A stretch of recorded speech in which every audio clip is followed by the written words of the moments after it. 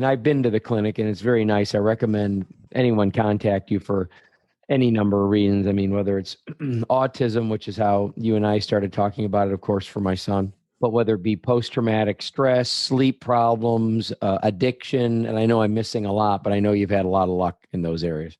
Yeah, I would also like to tell you, well, are you done talking, Jeff? Because I'm talking a lot. I mean, I can be quiet. No, I really appreciate you letting me say something, really. Okay, go ahead. Thank you. No, I did. No, I'm satisfied. That was beautiful. That just hits me right here. All right. So you don't need to come to me. You go to anybody that does this neurofeedback that resets the timing of your brain. I can just tell you a little bit about it. It's been around since the 60s. NASA uses it. They do this first in Europe. If you got anything going on up here, they'll do this, the neurofeedback. If that doesn't work, let's talk about it. If that doesn't work, let's medicate it. America's backwards. Let's medicate it first.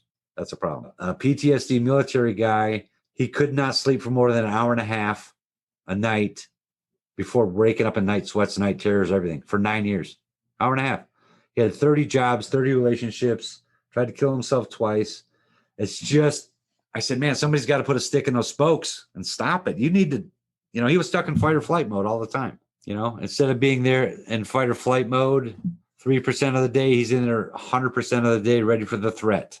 And he couldn't calm down. So he did the talk therapy, the medicine. He did everything, right? And then we did a brain map on him and said he wouldn't look at the results. I said, why aren't you looking at the map? He goes, I don't want you telling me what everyone else did. This is the way it is. I said, well, if that's the way it is, that's the way it is, right? I'll tell him that. I said, no, your brain is on fire. You can't shut down. You are nonstop, right? So we hooked him up on training. And then when he was done with the first half an hour session, he looked different. Julie and everyone else saw him. And he said with a smile on his face, he goes, this is how we used to feel. I said, well, that's probably placebo. You just did it one time. You know what I mean? Anyway, so after the third session, he sleeps 8 to 10 hours a night and still does. He's not jumpy. He can hang around 4th of July. Somebody can drop a book behind him. He doesn't freak out and want to kill him, right? He can process these stresses better. His brain is working better. So he's fine with that. And I also had this lady, since you're going to let me keep talking, she came in. I did a consult on her. Told her everything we did and how it can help, how it can't help. There was no charge for that. We didn't do a brain map, or we didn't do anything, right? She got up and goes, this shit don't work. And I said, okay, good. Thank you. We're done with our consult. Thanks for coming in. See you later. Whatever. So she comes in the next day and I go, what the hell are you doing here? This shit don't work. And she goes, oh, I'm going to show you it doesn't work. Hook me up. I said, sit down. So she sat down. We hooked her up and she started getting a smile on her face because her story is stress, anxiety, PTSD, 100 miles an hour all the time, going home to work, from work, in the shower, 100 miles an hour, could not chill. So I said, let's sit down. Let's see what happens. So she did it and she walked out here with a smile and she went home and her husband said, what the hell's going on with you? Why are you smiling? We're not going out on our date tonight. You tell me why you're smiling, because she was calm and relaxed and she's still that way today. And it's 30 miles an hour going home, 30 miles coming back. And you know what she does in the shower? She takes a shower. There you go. It's very simple. So anyway, our brains can get overactive. Oh, go ahead, Jeff. You got something to say? Hand in the back of the class. Go ahead. I'll leave that alone. The barn door about when she's in the shower, she just takes a shower.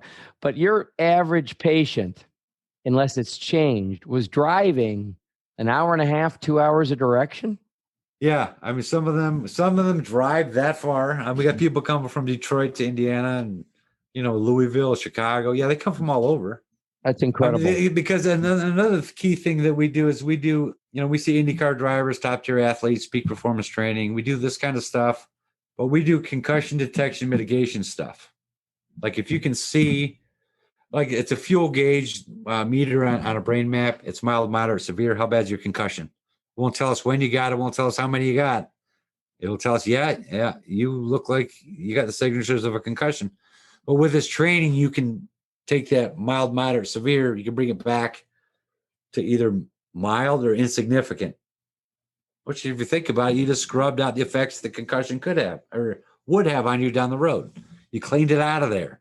Those are the people that drive long distances because they can see big results with this.